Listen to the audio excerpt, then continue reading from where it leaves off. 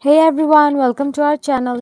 In iOS 18, Apple has continued to improve the Face ID feature, allowing user to easily set it up or update if needed. So firstly, open the Settings app on your mobile device. Then scroll down and tap on the Face ID and passcode option available there. If prompted, enter your iPhone's passcode to access Face ID settings.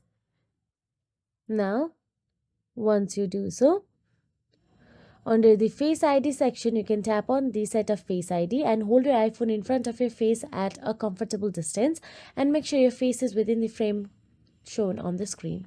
But if you already have it and you want to update it, tap on the Reset Face ID option available there. After resetting, again follow the on-screen instructions to set up Face ID again, and the process will be similar to initial setup with 2 scans required.